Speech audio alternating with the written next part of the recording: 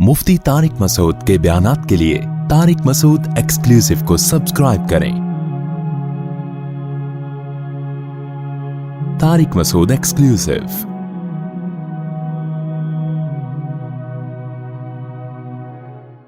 रसूलुल्लाह सल्लल्लाहु अलैहि वसल्लम ने इस हदीस में वक्त की कदर करने का हमें हुक्म दिया है कि अपने टाइम की, अपने वक्त की कदर करो। उस कदर को समझाने के लिए आप सल्लल्लाहु अलैहि वसल्लम ने 5 चीज़ों का तज़किरा किया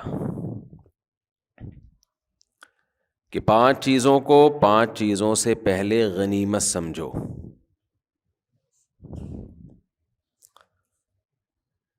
शबाबका क़ब्ल हरमिक, फरमाया बुढ़ापे से पहले जवानी को गनीमत समझो। फराग़का क़ब्ल शग़लिक, जो फरागत के अय्याम हैं उनको गनीमत समझो, इससे पहले कि मशगूलियत बढ़ जाए, बिज़ी हो जाएं आप। फ़क़रक ग़िना का क़ब्ल फ़क़रिक, अभी अल्लाह ने इतना पैसा दिया कि आपकी बुनियादी ज़रूरतें पूरी हो रही हैं। ऐसा ना हो कि ऐसा टाइम आए कि आपकी बेसिक ज़रूरतें भी पूरी ना हों, तो इन अय्याम को गनीमत समझ लो, जब खाने को मिल रहा है और रहने को जगह भी मुयस्सर है। सेहता का क़ब्ल सक़मिक, अभी सेहत है, चल फिर सकते हो, खा पी सकते हो, आराम कर सकते हो, बोल सकते हो, मेहनत कर सकते हो। बाज़ दफ़ा ऐसा वक्त आता है कि इंसान बिस्तर पे चला जाता है, बीमार हो जाता है, फिर वो सेहत के अय्याम को याद कर रहा होता है। और आखिर में फरमाया हयात का क़ब्ल मौतिक, अभी ज़िंदगी है लेकिन ये हमेशा नहीं रहेगी, एक वक्त मौत का भी आने वाला है, तो इस ज़िंदगी को गनीमत समझ लो उस मौत से पहले पहले। ये 5 चीज़ों का नबी सल्लल्लाहु अलैहि वसल्लम ने तज़किरा किया है। इसका हासिल ये है, खूब समझ लें, जब भी हदीस में कोई तज़किरा आए 5 चीज़ें या 4 चीज़ें या 3 या 2 अदद बयान हो, तो उसका मकसद वो अदद नहीं होता, वो सिर्फ याद कराने के लिए, वरना 5 नहीं सैकड़ों ऐसी चीज़ें हैं। आज नए नए मुफ्ती पैदा हो रहे हैं ना, जो आपको मुज्तहिदीन से हटाते हैं, तो वो हदीस पेश करेंगे, देखो हदीस में ये 3 चीज़ें हैं, तो बस 3 हैं, चौथी कहाँ से ले आए, 4 चीज़ें हैं, 5वीं कहाँ से ले आए, 5 चीज़ों का तज़किरा ये छठी मुफ्तियों ने, मौलवियों ने खुद निकाल ली। ये वो लोग हैं जिनको कुरान और सुन्नत के अलावा सब कुछ आता है, तंज करते हैं, मौलवी ऐसे बता रहे हैं, मुफ्ती लोग ये बता रहे हैं। इसकी मिसाल दे के फिर मैं मौजू की तरफ आता हूँ। जैसे नबी सल्लल्लाहु अलैहि वसल्लम ने फरमाया इज़ा मात इब्नु आदम इनक़ताअ अमलुहु इल्ला मिन सलास, जब इंसान की मौत हो जाती है 3 चीज़ें जारी रहती हैं उसके अमल में से। सदक़तुन जारियतुन, जो उसने सदका छोड़ा जो हमेशा चलता रहेगा। वलदुन सालिहुन यदउ लहू, नेक औलाद जो उसके लिए दुआएं मांगती रहेगी। इल्मुन युन्तफ़अु बिही, वो इल्म जिससे लोग फ़ायदा उठाते रहेंगे। अब लोग कहते हैं इसमें ईसाल सवाब कहाँ से आ गया? इससे भी वाज़ेह एक और हदीस है जिसमें आता है, एक सहाबी ने नबी से अर्ज़ किया, या रसूल अल्लाह, एक सहाबिया ने अर्ज़ किया, मेरी वालदा का इंतकाल हो गया है, अफ़ा अतसद्दक़ु अन्हा, क्या मैं वालदा की तरफ से सदका कर सकती हूँ? आपने फरमाया हाँ। तो सदका, उसका सवाब कहाँ किसको पहुँच रहा है? औलाद सदका कर रही है, औलाद दुआ मांग रही है, सवाब किसको मिल रहा है? वालदैन को मिल रहा है। تو اسی سے فقہا نے استدلال کیا کہ صدقہ چونکہ ایک نیکی ہے تو کوئی بھی نیکی کر کے مرحوم والدین کو پہنچائی جا سکتی ہے. اس کے لیے حدیث کے حوالے کی ریفرنس کی الگ سے ضرورت نہیں ہے. یہی ریفرنس کیا ہے؟ کافی ہے. اب لوگ کیا کرتے ہیں، مسجد میں دریاں بچھا دیں، بھئی اس کا ثواب کس کو ملے گا؟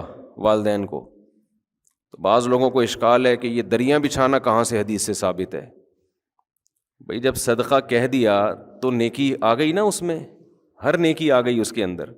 اس میں قرآن کی تلاوت کرنا بھی آ گیا، اس میں کسی غریب کو کھانا کھلانا بھی آ گیا، اس میں یتیم خانے میں پیسے جمع کرانا بھی آ گیا، اس میں یتیم خانہ بنانا بھی آ گیا، اس میں کسی مدرسے کے ساتھ تعاون کرنا بھی آ گیا، اس میں 2 رکعت نفل نماز پڑھنا بھی آ گیا. کیونکہ اگر آپ کہتے ہو کہ یہ سب کچھ نہیں ہے، حدیث دکھاؤ تو حدیث میں تو کنواں کھودنے کا تذکرہ ہے، پھر کنویں کے علاوہ تو کوئی ثواب پہنچے گا ہی نہیں. اب یہ کتنی عجیب سی بات ہوگی کہ آپ انسانیت کی خدمت کے لیے کنواں کھدواتے ہیں، اس کا ثواب ابا کو پہنچ رہا ہے، سبیل بنواتے ہیں تو اس کا اللہ ثواب نہیں پہنچائے گا. کیوں بھائی؟ بات تو ایک ہی چیز ایک ہی ہے نا. اور جب کوئی مفتی کہتے نہیں اگر آپ نے سبیل بنوا دی، کسی سفر میں کہیں راستے میں کولر پانی کا رکھ دیا تاکہ اس کا ثواب ابا اماں کو پہنچے، تو اگلا کہتا ہے حدیث دکھاؤ، کولر کا کہاں تذکرہ ملتا ہے حدیث میں؟ تو یہ سینس لیس ہونے کی علامت ہوگی کہ نہیں ہوگی؟ تو آج کے جو نئے نئے مجتہدین مارکیٹ میں یوٹیوب پہ آ رہے ہیں نا، ان کا جو سوچنے کا اسٹائل ہے نا وہ بہت محدود اور فقہی بصیرت سے بالکل خالی. وہ ریفرنسز پہ چل رہے ہوتے ہیں کہ دیکھو حدیث میں آتا ہے صدقہ کرنے کا ثواب پہنچتا ہے، تو ریفرنس ہم نے حدیث کا دے دیا صدقے کا. قرآن پڑھنے کا ثواب دکھاؤ کہاں ثابت ہے بھائی؟ تلاوت کا ثواب ماں باپ کو ملتا ہے، یہ کہاں ثابت ہے؟ تو بھائی صدقہ نیکی ہے. حدیث کا مقصد یہ ہے کہ جب کوئی شخص مر جاتا ہے تو اس کے اپنے عمل کا دروازہ بند ہو گیا، بعد والا اس کے لیے کوئی عمل کرتا ہے تو وہ دروازہ اللہ کبھی بھی بند نہیں کرتے. یہ اللہ کی رحمت ہے. البتہ یہ جو حدیث میں 3 کا عدد ہے نا، یہ 3 سمجھانے کے لیے، 3 نہیں، وہ 6 بھی ہو سکتے ہیں، 3000 بھی ہو سکتی ہیں وہ چیزیں. تو اس میں خوب سمجھ لیں کہ کوئی بھی نیکی کی جائے مرحوم کے لیے اس کا ثواب میت کو ملتا ہے. یہاں ایک اشکال ہے کہ پھر صحابہ کرام سے کیوں ثابت نہیں ہے قرآن پڑھ کے بخشنا؟ بھئی صحابہ تو نیکی پہ ہم سے زیادہ حریص تھے نا، صحابہ سے ثابت کیوں نہیں ہے؟ تو صحابہ سے اس لیے ثابت نہیں ہے کہ یہ عمل اجتماعی طور پہ ناجائز ہے، کیونکہ کوئی بھی نفلی کام اس میں اجتماع کے لیے الگ سے دلیل کی ضرورت ہے. اگر وہ الگ سے اجتماع کے لیے ایک الگ سے دلیل نہیں ہوگی تو نفلی کام انڈیویجولی آپ کر سکتے ہیں، انفرادی طور پہ آپ کر سکتے ہیں، اجتماعی حیت پہ آپ نہیں کر سکتے. تو صحابہ نے چونکہ اجتماعی حیت پہ نہیں کیا اس لیے ثابت نہیں ہے. انفرادی کیا یا نہیں کیا؟ تو انفرادی عمل بیان نہیں کیا جاتا. اب کوئی بھی اپنے والد کے لیے کوئی تلاوت کر رہا ہے کہ اللہ اس کا ثواب اس کو پہنچ جائے، تو یہ تو دل کی چیز ہے نا، اس کو کوئی راوی کیسے ہائی لائٹ کرے گا، کیسے اس کو نمایاں کیا جائے گا؟ یہ تو دل کی بات ہے. تو کتنے صحابہ نے نیک اعمال کیے، یہ ثابت ہے کہ انہوں نے فلاں عمل بھی کیا، فلاں عمل بھی کیا، فلاں عمل بھی کیا. اب دل میں کیا نیت تھی؟ اپنے والدین کو ثواب پہنچانا چاہتے تھے یا نہیں؟ یہ نیت یہ وہ جانے، اللہ جانے. ایسے تھوڑی ہوتا تھا کہ یہ پنکھا ابا کے ثواب کے لیے لکھتے تھوڑی تھے لوگ، دل میں نیت ہوتی تھی. اس سے یہ بھی پتہ چل گیا کہ قرآن پڑھنا اپنے والدین کے اس کو ثواب پہنچانے کے لیے جائز ہے، لیکن ایصال ثواب کے لیے قرآن خوانی جائز نہیں ہے. سمجھتے ہیں کہ نہیں سمجھتے؟ دیر آر 2 types آف قرآن خوانی. قرآن خوانی جو اجتماعی سطح پہ ہوتی ہے نا، پبلک آتی ہے، سب قرآن پڑھتے ہیں، تو کتنی قسمیں ہیں اس کی؟ انگلی سے اشارہ بھی کر رہا ہوں، 2 قسمیں، بلکہ ہم 3 قسمیں بنا لیتے ہیں. اجتماعی ہیئت میں قرآن جو پڑھا جاتا ہے، سب لوگ اکٹھے ہو کے پڑھتے ہیں، اس کی 3 قسمیں ہیں. ایک قسم تو یہ مرحوم کے ثواب کے لیے، ہمارے ابا کا انتقال ہو گیا، تمام حضرات سے گزارش ہے ہمارے گھر تشریف لائیں، آج قرآن خوانی ہوگی. یہ عمل بدعت ہے، ناجائز ہے، کیونکہ اس طرح اجتماعی حیت پہ قرآن پڑھنا بطور عبادت کے پڑھا جا رہا ہے ثواب پہنچانے کے لیے، اور نفلی کام میں عبادت اجتماعی سطح پہ جب آپ کرتے ہیں اس کے لیے الگ سے قرآن و سنت میں دلیل کی ہمیں ضرورت ہے. میرے بارے میں آج کل یہ بہت کہا جا رہا ہے، میں تو سروے کرتا ہوں نا کہ اس کو قرآن و حدیث نہیں آتا، بس کو شادیاں آتی ہیں، یہ آتا ہے، وہ آتا ہے، لطیفے آتے ہیں. ہمارے جو طلبہ میں لیکچر ہوتے ہیں نا وہ اور اسٹائل کے ہوتے ہیں، عوام میں لیکچر اور اسٹائل کے ہوتے ہیں. عوام کے سامنے زیادہ علمی موشگافیاں جھاڑنا یہ کوئی عقل مندی کی بات نہیں ہے. اختلافی مسائل، کبھی ہمارے مدرسے میں آئیں بیٹھیں، 20 سال ہم نے تدریس کی ہے، تو تدریس عربی کتابوں کی ہے، جس میں حدیث بھی ہے، جس میں تفسیر بھی ہے، جس میں عربی گرامر بھی ہے، جس میں فقہ بھی ہے، جس میں عربی ادب کی مشکل کتابیں بھی ہیں. تو آج مسئلہ یہ ہے کہ جس کو 2-4 الفاظ آ جائیں نا قرآن و حدیث کے ریفرنس کے، وہ ایک چینل کھول کے ایسے بھڑکیاں مارنا شروع کر دیتا ہے جیسے اسی پہ نازل ہوا ہے، باقی کسی کو کچھ بھی نہیں آتا.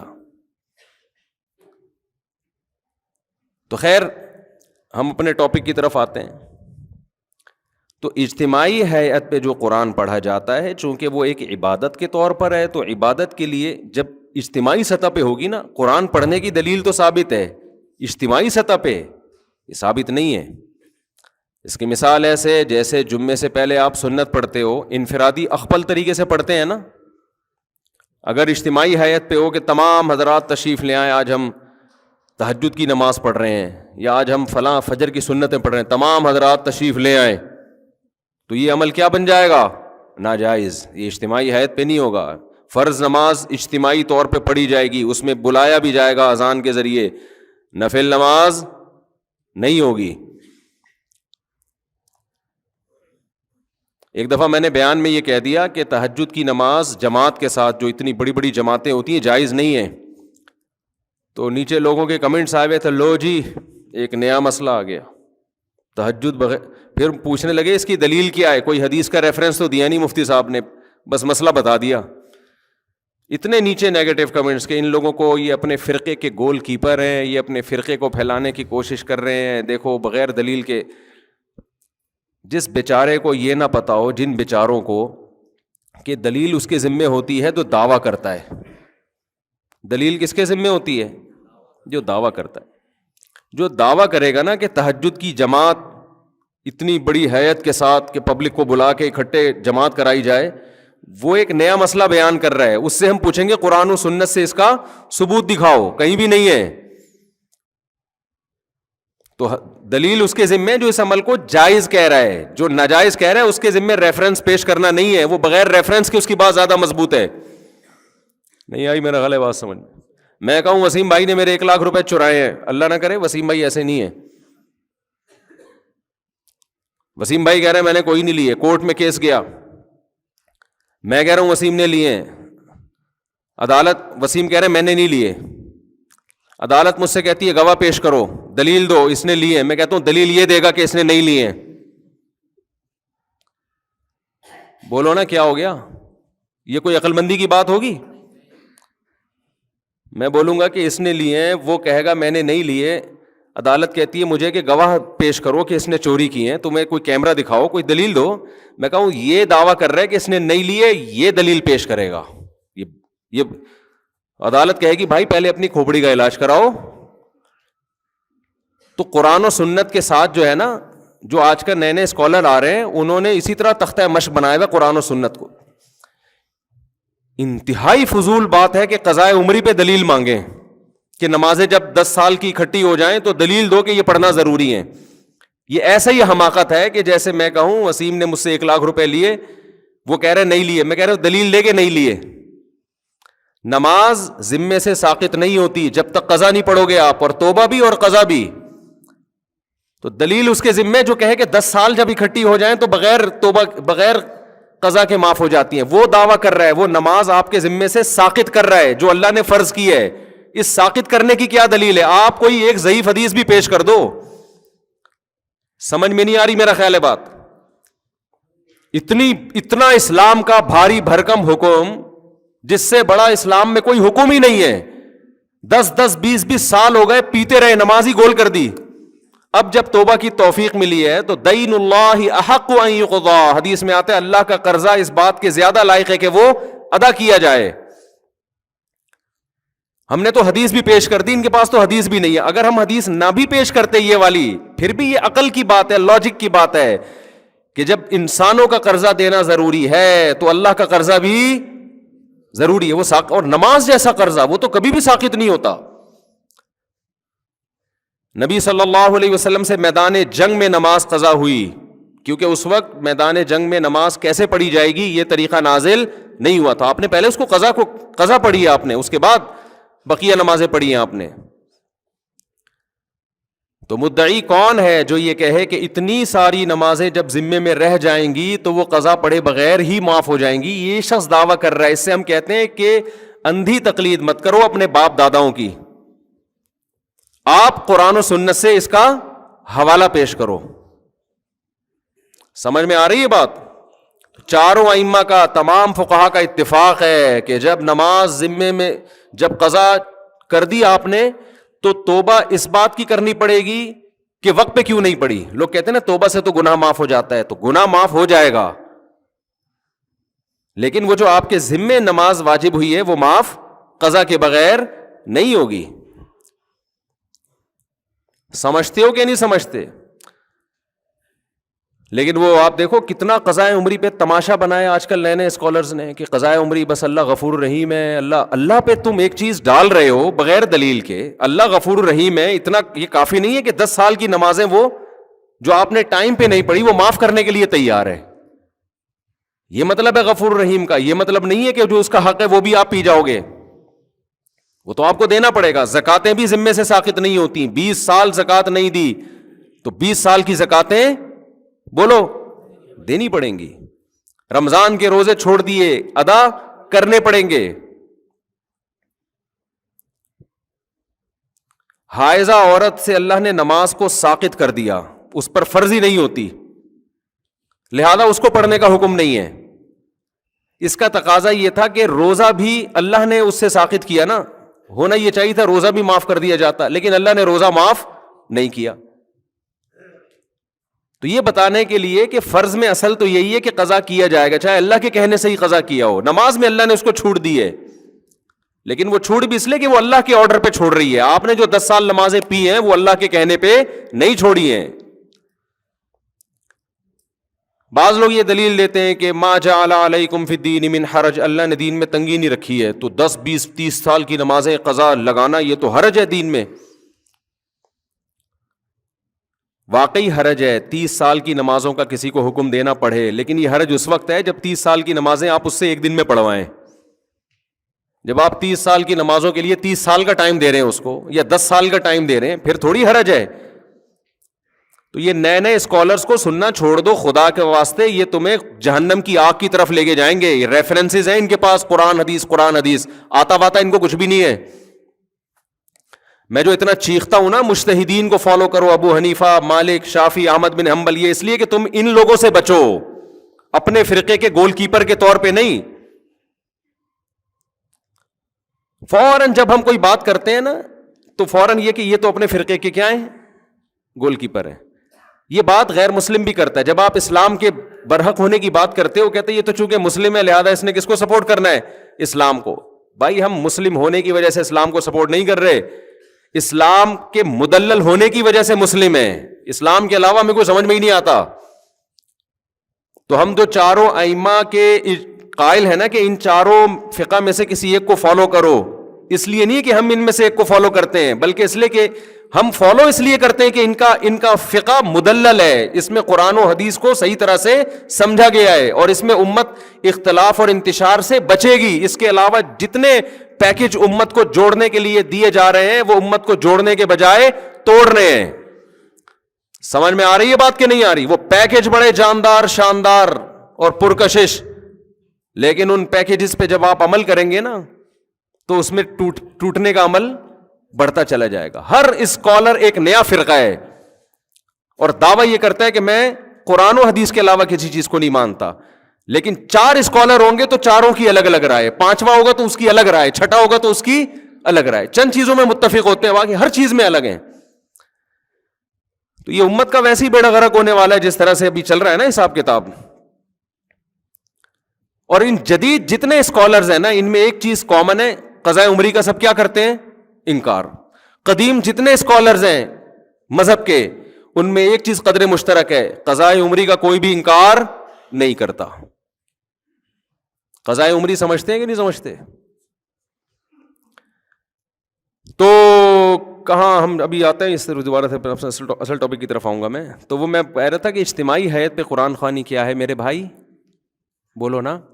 جائز نہیں ہے. اس کیوں جائز نہیں ہے؟ جب اجتماعی سطح پہ کوئی عمل کرتے ہیں, جیسے تہجد ہے, تہجد میں نبی صلی اللہ علیہ وسلم نے لوگوں کو جمع کر کے کبھی نہیں بلایا, کوئی ایسی روایت نہیں ہے. ہمیشہ آپ نے تہجد پڑھی, 1 2 3 4 صحابہ آپ کے ساتھ شامل ہو گئے, یہ جائز ہے, ہم بھی اس کو جائز کہتے ہیں. امام ابو حنیفہ کو چونکہ قرآن و سنت بہت اچھی طرح سے آتا تھا, لہذا اس عمل کو امام حنیفہ جائز کہتے ہیں. بھائی اتفاقی طور پر کوئی تہجد کے لیے کھڑا ہوا ہے, 2 4 آدمی اس کے پیچھے آ جائیں, اعلان کر کے کہ فلاں اتنے بج کے اتنے منٹ پہ ہمارے یہاں تہجد کی نماز ہوگی, تمام حضرات تشریف لے آئیں. اس کا ثبوت ہمیں قرآن و سنت میں نہیں ملتا, صرف رمضان میں حضرت عمر کے عمل سے ملتا ہے, تراویح جس کو کہا جاتا ہے, اس لیے اس کو نام بھی الگ دیا گیا. سمجھتے ہو کہ نہیں سمجھتے؟ اس میں اجتماعی حیت. اور حضرت عمر نے کیوں؟ اس لیے کہ نبی نے یہ رمضان میں 3 دن کیا, پھر چھوڑ دیا تاکہ فرض نہ ہو جائے. تو حضرت عمر سمجھتے تھے کہ آپ نے اس لیے چھوڑا فرض نہ ہو جائے, یہ اس کی علامت ہے, آپ اس کو زندہ رکھنا چاہتے تھے. تو اب فرضیت کا امکان ختم ہو گیا, لہذا حضرت عمر نے اس عمل کو دوبارہ شروع کرا دیا. تو رمضان گیا اور وہ تراویح کی نماز گئی. اس میں قیام اللیل کا بھی ہمیں ثبوت نہیں ملتا کہ الگ سے پھر رات کو اجتماعی حیت پہ نماز پڑھی جائے. تو قرآن خوانی کیا عمل ہے میرے بھائی؟ غلط ہے, اس کو ترک کر دینا چاہیے. جب کسی کا انتقال ہو جائے تو آپ اخپل طریقے سے, سب سے بہتر تو وہ چیز ہے جو منصوص ہے, جس کا حدیث میں صراحتاً ذکر ہے, وہ صدقہ خیرات ہے. سب سے بہتر وہ ہے. اس کو آج کل لوگ فوکس نہیں کر رہے, قرآن خوانیوں پہ پورا زور لگایا ہوا ہے, اور پھر اس میں دیگیں چلتی ہیں, کھانے چلتے ہیں, لوگ آتے ہیں بوٹیاں پھوڑ رہے ہوتے ہیں, کہ عجیب ہی منظر ہوتا ہے. ولیمے اور میت کا فرق کیا ہو گیا؟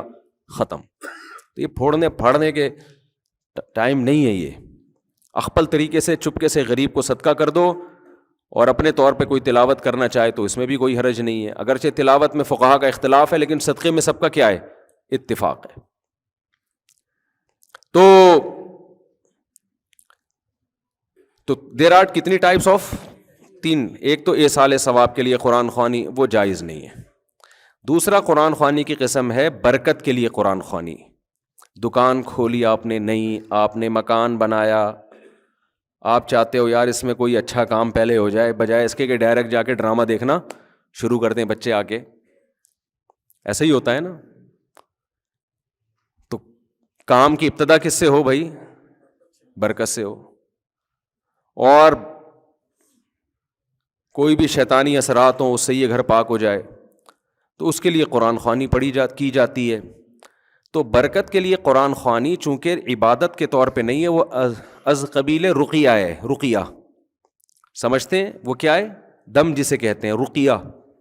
تو رقیہ ایک علاج کی قسم ہے. علاج کے لیے قرآن و سنت سے ثبوت کی ضرورت نہیں ہوتی. جیسے آپ نے کہا بھائی فلاں آیت پڑھ کے مجھ پہ دم کر دیں, مجھے بڑا فائدہ ہوتا ہے, تو اب اس کے لیے ثبوت کی ضرورت نہیں ہے. تو جیسے ایک صحابی رسول نے کسی پہ جن تھا تو سورہ فاتحہ پڑھ کے دم کر دیا, تو ان کو تو نہیں پتا تھا کہ اس سے فائدہ ہوگا, نہ نبی سے انہوں نے پوچھا تھا. بعد میں اطلاع ملی تو آپ نے فرمایا کہ یہ تو رقیہ ہے, سورہ فاتحہ, تو اس سے تو فائدہ ہوتا ہے. یا سورہ بقرہ کا ورد کرا لیا گھر کے اندر. سمجھتے ہو حدیث میں آتا ہے سورہ بقرہ جس گھر میں پڑھی جاتی ہے اس گھر میں شیاطین نہیں آتے, حدیث کا مفہوم ہے. تو یہ بذات خود یہ جائز عمل ہے برکت کے لیے. لیکن بعض علماء کی رائے یہ ہے کہ لوگ برکت والی قرآن خوانی اور ایصال ثواب والی قرآن خوانی میں فرق نہیں کرتے, تو یہ والی قرآن خوانی ذریعہ بنتی ہے وہ والی قرآن خوانی کا. سمجھ میں آ رہی ہے بات؟ یہ ذریعہ بنتی ہے کس چیز کا؟ ایک بدعت کا. ایک بات تو یہ. دوسری بات یہ کہ یہ جو برکت کے لیے قرآن خوانیاں عام طور پہ گھروں میں ہوتی ہیں, مدرسوں سے بچوں کو بلایا جاتا ہے, بچے بیچارے کھاپے کی نیت سے آتے ہیں, وہ صحیح طرح پڑھتے بھی نہیں ہیں, انتظار کر رہے ہوتے ہیں کھانے میں کیا ملے گا. ابے فلاں کے یہاں گئے تھے, ایسی مزے کی نہاری کھلائی تھی, اس کی بریانی میں بوٹیاں ہی نہیں ہیں, گوشت ایسا ہے, تو برکت گئی تیل لینے. یہ قسم کا قرآن کے ساتھ کھاپے کا ذریعہ ہے, یہ قسم کا. بچوں کی عادتیں بھی خراب ہوتی ہیں اس سے, مفت کی عادت پڑتی ہے بچوں کو.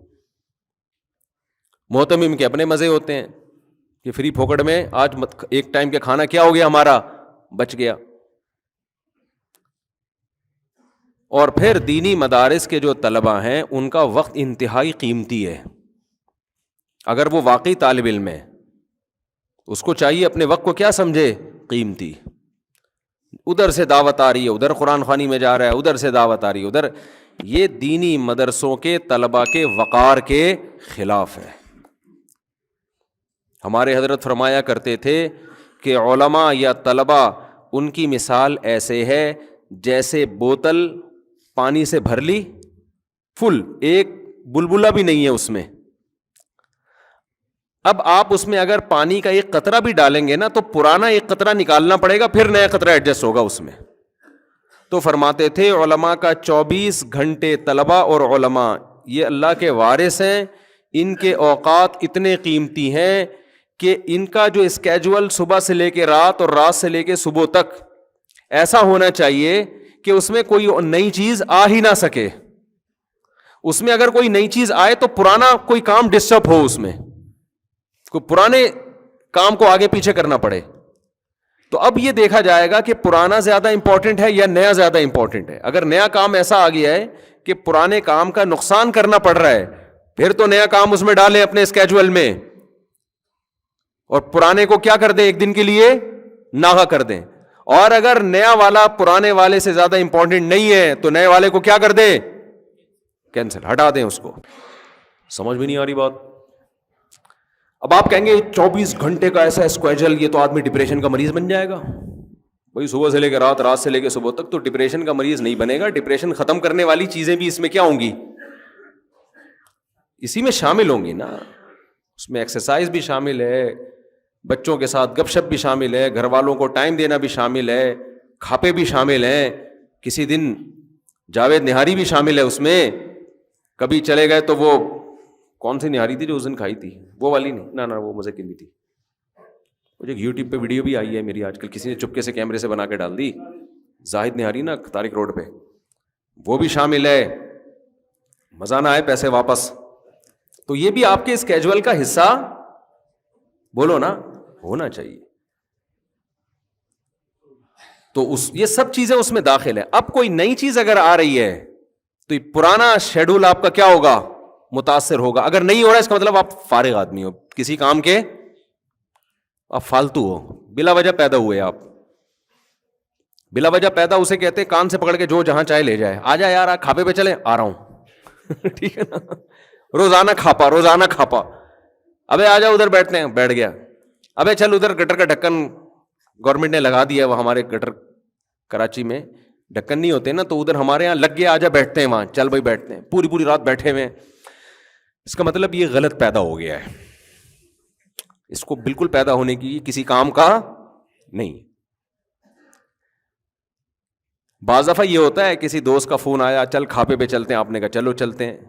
تو اب یہ بدگمان نہ ہو کہ یہ بندہ فارغ ہے, ہو سکتا ہے اس کا اسکیجول کل کا کھاپا ہو, اس کی ڈائری میں کل کھاپے کا تذکرہ ہو, لیکن اس نے کہا آج بندے کا فون آیا, دوستی ہے, اس سے گپ شپ ہے, تو وہ کل والا کہاں لے جاتے ہیں, آج کر لے. تو میرے ساتھ ایسا ہوتا ہے بعض دفعہ, کسی قریبی دوست کا فون آیا, مفتی صاحب کھاپے پہ چلیں, ہم کہا چلو بھائی. وہ ہوتا یہ ہے کہ وہ جمعرات کو کہیں ڈائری میں کھاپا ڈالا ہوا ہوتا ہے, تو اس کو ہم اس دوست کی وجہ سے 2 دن پہلے لے آتے ہیں, پھر وہ 2 دن والا اسکپ کر دیتے ہیں, جو آج والا کام ہے وہ اس دن ڈال دیتے ہیں. سمجھتے ہیں کہ نہیں سمجھتے؟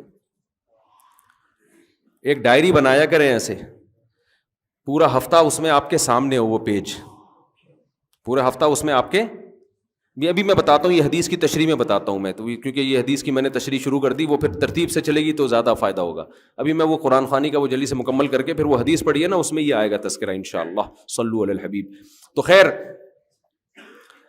آپ نے دوسری قسم ہے قرآن خوانی کی رقیہ، جس کو برکت کی قرآن خوانی کہتے ہیں، تو فی نفسی ہی یعنی بذات خود یہ جائز عمل ہے، لیکن بعض علماء اس کے خلاف ہیں کہ بھائی گھر والے بیٹھ کے کر لیں، جیسے سورہ بقرہ پڑھنی ہے سب اکٹھے گھر والے کر لیں، یہ باہر سے ادھر ادھر سے پبلک کو بلانا اور یہ سب چیزیں اس کے فسادات زیادہ ہیں، اس میں وہ برکت رہتی بھی نہیں ہے، کھاپے کا تذکرہ زیادہ ہوتا ہے، اور جو رقیہ کا جو مقصد تھا وہ مقصد پوری طرح حاصل نہیں ہوتا۔ بہرحال اگر کوئی کرتا بھی ہے تو اس پہ اتنا سخت انکار نہیں کیا جائے گا۔ کوئی برکت کے لیے قرآن پڑھوا لیتا ہے، بے شک بچوں سے ہی پڑھوا لیتا ہے، تو فی نفسی یہ جائز عمل ہے۔ تیسری قرآن خوانی وہ ہے جو اتفاق سے لوگ جمع ہوتے ہوں کسی ترتیب کی وجہ سے۔ اس کی مثال ایسے ہے جیسے ہم فجر سے پہلے 2 سنتیں پڑھتے ہیں نا، تو اب سب لوگ آ کے پڑھ رہے ہوں، لوگوں نے جمع نہیں کیا، لیکن چونکہ ٹائم ہے سنتوں کا تو سب پڑھ رہے ہوتے ہیں، تو دیکھنے میں ایسا لگتا ہے سب اجتماعی سطح پہ پڑھ رہے ہیں، حالانکہ وہ ایک اتفاقی ان کا آپس میں ربط ہو گیا ہے۔ تو ایسے ہی دینی مدرسوں میں یہ ہوتا ہے کہ بچوں کو تلاوت کا ٹائم دیا جاتا ہے، تو اس کا ٹائم بتایا جاتا ہے، بھائی صبح ناشتہ ہے اتنے بجے، پھر پڑھائی ہے، پھر یہ ہے، پھر یوں ہے، پھر رات عشاء ہے، پھر عشاء کے بعد سب نے کیا کرنا ہے، قرآن کی تلاوت کرنی ہے۔ تو یہ ایک نظم کے تحت ہے، اس کو وہ قرآن خوانی، وہ والی قرآن خوانی نہیں کہیں گے جو بدعت ہے، یہ تو ایک نظم کے طور پر۔ بعض فوجی اداروں میں ہمیں دیکھنے کو ملا، رینجرز کے ایک بڑے آفیسر تھے، انہوں نے بتایا کہ ہمارے ہاں فجر کی نماز کے بعد پابندی ہے، تمام جتنے بھی فوجی ہیں نا، جو رینجرز کے ملازمین ہیں، وہ سب قرآن کی تلاوت کریں گے۔ تو ایک ٹائم دیا ہوا ہے نا، تو یہ مینجمنٹ کے لیے ایک ٹائم دیا ہوا ہے، اس کو مینج کرنے کے لیے یہ بھی جائز ہے، اس میں بھی کوئی حرج نہیں ہے، یہ ایک ترتیب پہ لانے کے لیے سب کو، کیونکہ پھر ان کا باقی ٹائم نہیں ملے گا نا ان کو تلاوت کا سارا دن۔ تو گھر میں بھی آپ کر سکتے ہیں، بچوں کے لیے ایک ٹائم بنا دیں، بھائی صبح اتنے بجے 1 سے لے کر اتنے بجے تک سب بچے انسان کے بچے بن کے بیٹھ جائیں گے۔ سارا دن تو موبائل لگا رہتا ہے، اب یہ اتنے بج کے اتنے منٹ پر سب بچے کون سے بچے بنیں گے؟ انسان کے بچے۔ لہذا قرآن سب کے ہاتھ میں ہوگا، دعائیں کی کتاب ہوگی، ذکر اذکار ہوگا۔ اسی طرح یہ بھی ہے کہ اجتماعی ہیئت پہ ذکر اللہ بھی جائز نہیں ہے، خوب سمجھ لیں۔ جیسے اعلان ہوتا ہے مسجد سے ہمارے ہاں ذکر کی محفل لگ رہی ہے، تمام حضرات تشریف لے آئیں، پھر سارے آ جاتے ہیں، پھر ذکر کرایا جاتا ہے، یہ بدعت عمل ہے، جائز نہیں ہے۔ لیکن اگر آپ کسی تربیت گاہ میں گئے ہیں جس کو خانقاہ کہا جاتا ہے، کوئی شیخ و مرشد ہیں جن سے آپ بیعت ہیں، سہ روزہ لگایا آپ نے، 10 دن کے لیے گئے ان کی خانقاہ میں، تو انہوں نے اپنے مریدوں کے لیے ایک ٹائم رکھا ہوا ہے، بھائی صبح اتنے بجے سب نے تہجد میں آنا ہے، یہ ٹریننگ سینٹر ہے نا، اور پھر 7 بجے سب نے ذکر کے لیے بیٹھنا ہے۔ تو یہ بھی چونکہ اس کا یہ وہ اجتماعی حیت والا ذکر نہیں ہے، بلکہ یہ بھی ایک تربیت کے لیے نظام الاوقات تو ہوگا نا کوئی نہ کوئی، کہ کھانے کا ٹائم ہے تو یہ ذکر کا ٹائم ہے، تو یہ تلاوت کا ٹائم ہے، تو اس یہ وہ بدعت ذکر میں داخل نہیں ہے۔ لیکن جو نارملی ہمارے یہاں بعض مسجدوں سے اعلانات ہو رہے ہوتے ہیں، یا نمازیوں کو اعلان کیا جاتا ہے بھائی 4 بجے ہمارے ہاں ذکر کیا جائے گا، تمام حضرات تشریف لے آئیں، یہ بدعت ہے کہ تمام حضرات کیوں تشریف لے آئیں بھائی؟ کوئی آپ کا کوئی وہ چل رہا ہے، اگر کوئی تربیتی پروگرام چل رہا ہے تو جو تربیت کے لیے آئے ہوئے ہیں وہ بیٹھے ہوئے ہیں آپ کے پاس، تو ان کو آپ بتا دیں بھائی عصر کے بعد ذکر ہوگا، مغرب کے بعد تلاوت ہوگی، 4 بجے تہجد کے لیے سب اٹھیں گے، اور تمہارے باپ کو بھی اٹھنا پڑے گا اس میں، یعنی معذرت کے ساتھ، یعنی زبردستی اٹھائیں گے آپ، تو یہ زبردستی ٹریننگ کے لیے ہے، تو اس کو اس اجتماعی حیات میں شامل نہیں کیا۔ ہم نے جب 3 دن کی ٹریننگ کروائی کنٹری کلب میں، پورے ملک سے لوگ آئے تھے، تو ہم نے ان کو 4 بجے تہجد کے لیے اٹھاتے تھے، ان کو کہتے تھے آپ کے باپ کو بھی اٹھنا پڑے گا، کسی کو سونے کی اجازت نہیں ہے، اور پھر 5 بجے ہم ان سے جاگنگ کروایا کرتے تھے، اور جاگنگ میں بھی ہم نے ان سے کہہ دیا تھا کہ آپ کے باپ کو بھی جاگنگ بولو کرنی پڑے گی، کیونکہ جو دیندار لوگ ہیں نا، یہ جاگنگ نہ کرنے کی وجہ سے بھی آڑے ترچے، دیندار کیا سب برابر ہیں اس میں، دیندار تو پھر بھی تھوڑا بہت نماز کے لیے چل کے آ جاتے ہیں۔ میں دیندار کا تذکرہ اس لیے کیا کہ ہم تو دینداروں کو فوکس کر رہے تھے نا، ورنہ یہ ہماری پوری قوم کا المیہ ہے کہ پوستی پن الحمدللہ اتنا زیادہ ہماری قوم میں آ گیا ہے کہ اللہ کی پناہ۔ بس اب میں پھر جاؤں گا تو پھر بہت لمبا بیان اسی پہ ہو جائے گا۔ سوتے ہیں تو سوتے ہی پڑے رہتے ہیں، سوتے رہتے ہیں، نہ چل سکتے ہیں نہ ہل سکتے ہیں۔ اللہ تعالیٰ مغفرت فرمائے انتقال کے بعد، کیونکہ انتقال کا چانس میں کوشش کرتا ہوں کہیں سیڑھیوں پہ کہیں جانا ہے نا تو لفٹ کے ذریعے حتی الامکان کوشش کرتا ہوں بچوں۔ کہیں بھی آپ کہیں فلیٹ میں رہتے ہیں، کہیں جانا ہوتا ہے، سیڑھیوں سے جایا کرو میرے بھائی، لفٹ کا استعمال کم، لفٹ کو لفٹ کر دو، لفٹ نہ دو لفٹ کو. لیو لیفٹ لیفٹ ہے نا, لیو دو اس کو لفٹ کو, تو اس کو لفٹ نہیں کراؤ الا یہ کہ کہیں جلدی ہے. تو خیر, تو یہ قرآن خوانی کا ہم نے تھوڑا بتا دیا. میں جلدی سے حدیث کو کمپلیٹ کر دوں. تو میں نے جو حدیث پڑھی, نبی صلی اللہ علیہ وسلم نے ارشاد فرمایا 5 چیزوں کو غنیمت سمجھو. کس سے پہلے؟ 5 چیزوں سے پہلے. اچھا, میں نے جو بتایا 5 چیزیں, تو میں نے عرض کیا کہ حدیث میں جب 5 کا تذکرہ آتا ہے تو مراد 5 نہیں ہوتا. ان چیزوں کو ہائی لائٹ کر دیا, ورنہ یہ 5000 بھی ہو سکتی ہیں. تو اس کا حاصل یہ ہے کہ اپنے وقت کی قدر کرو, اپنے وقت کی قدر کرو. فراغک قبل شغلک,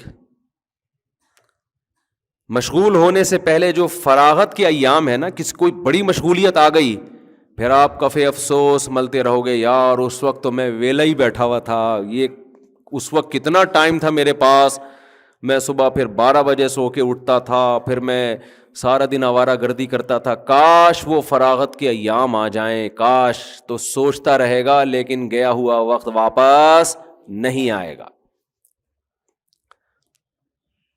اچھا, ان اصولوں پہ گورا بھی عمل کرتا ہے, خوب سمجھ لیں کہ بھائی فراغت کو غنیمت سمجھو, مشغولیت سے پہلے. یہ بات گورے بھی کرتے ہیں, ان کے موٹیویشنل اسپیکر بھی یہ بات کرتے ہیں, کسی اور اسٹائل سے کر لیں گے, لیکن سب پوری دنیا کا اس پر اتفاق ہے کہ اپنے ٹائم کی کیا کرو, قدر کرو. یہ تو پوری دنیا مانتی ہے نا. حدیث کے الفاظ دوبارہ دہرا دیتا ہوں, نئے نئے لوگ آئے ہیں. آپ نے فرمایا صحت کو غنیمت سمجھو بیماری سے پہلے, فراغت کو غنیمت سمجھو مشغولیت سے پہلے, پیسے کو غنیمت سمجھو غربت سے پہلے, اور جوانی کو غنیمت سمجھو بڑھاپے سے پہلے, زندگی کو غنیمت سمجھو موت سے پہلے. تو یہ بات گورے بھی مانتے ہیں, غیر مسلم بھی مانتے ہیں, بھائی ٹائم کی قدر کرو, ٹائم ویسٹ نہ کرو. لیکن اسلام جو آپ کو ٹائم ویسٹ کرنے سے بچاتا ہے اور جو گورا آپ کو بچاتا ہے, دونوں کے کانسیپٹ میں زمین اور آسمان کا فرق ہے. بلکہ گورا جس کو ٹائم بچانا کہہ رہا ہے, اسلام عین ممکن ہے اس کو ٹائم گنوانا سے تعبیر کرے کہ ٹائم ضائع ہو رہا ہے. اس سے بہتر تھا ویلا ہی بیٹھا رہتا. ویلا کا لفظ مجھے پنجابی سے ملا, بڑا ٹائٹ لفظ ہے.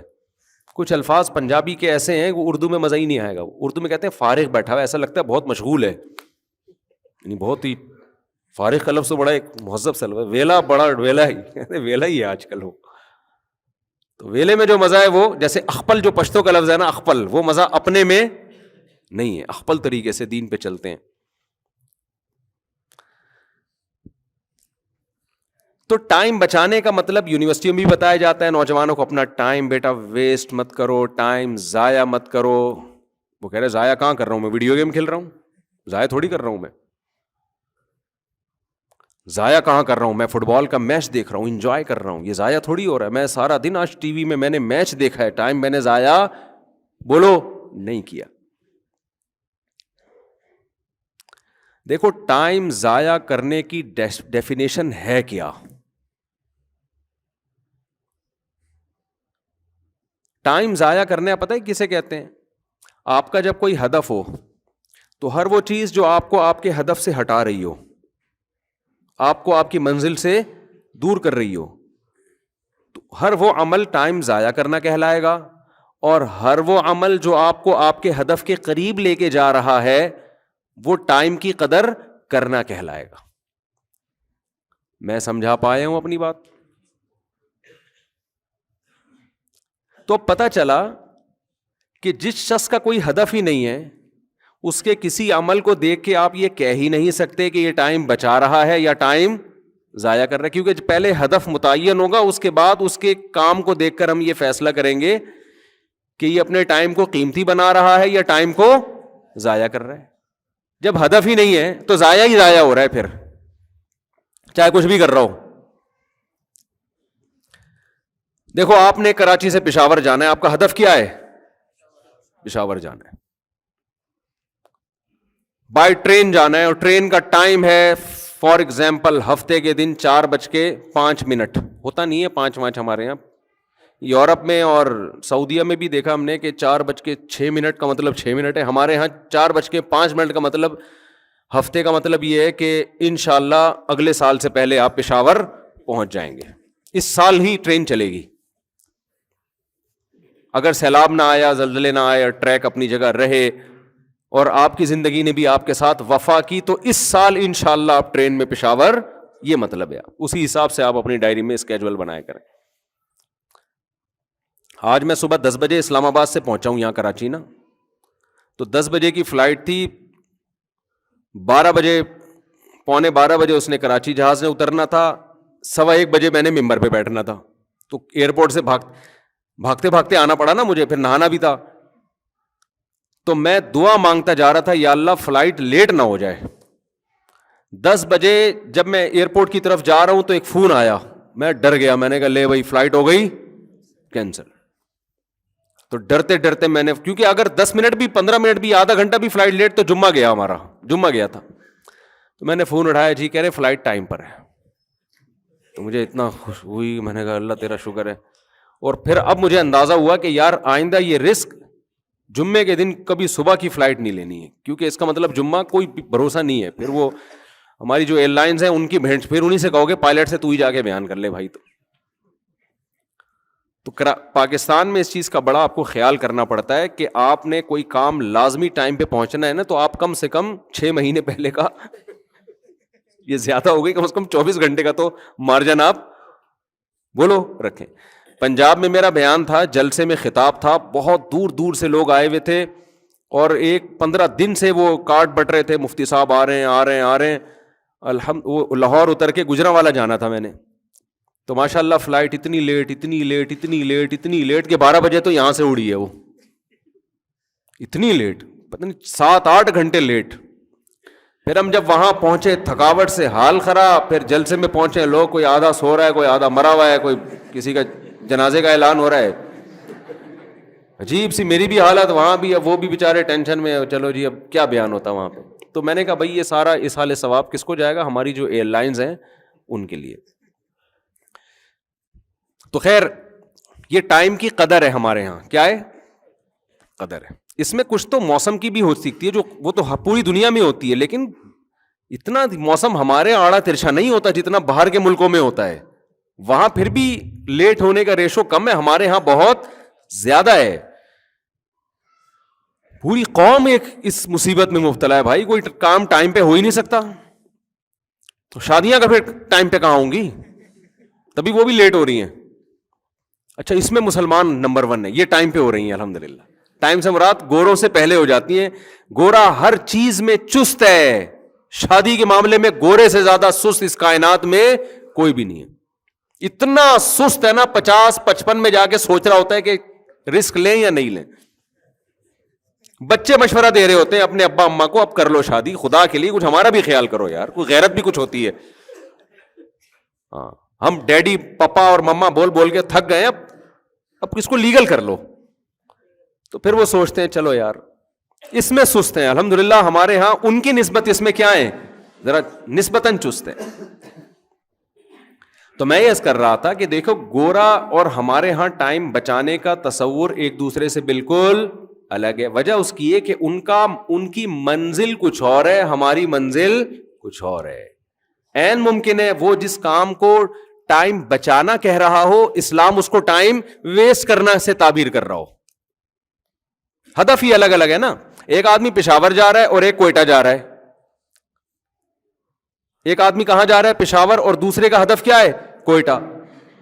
تو جس کا ہدف کوئٹہ ہے اور وہ چاہتا ہے ساری دنیا کوئٹہ پہنچے, تو جو پشاور کے رخ پہ سفر کرے گا تو یہ سمجھے گا نا کہ یہ ٹائم ویسٹ کر رہا ہے, یہ اپنی منزل سے دور ہو رہا ہے, اس کو آگے جا کے گھوم کے واپس آنا پڑے گا. لیکن جس کا ہدف پشاور ہو تو وہ کہے گا بھائی ٹائم تو ویسٹ کر رہا ہے, تجھے گھوم کے واپس ادھر آنا پڑے گا. تو مسلمان کا جو ہدف ہے وہ ہے آخرت. وہ کیا ہے, آخرت ہے, وہ دنیا ہے ہی نہیں.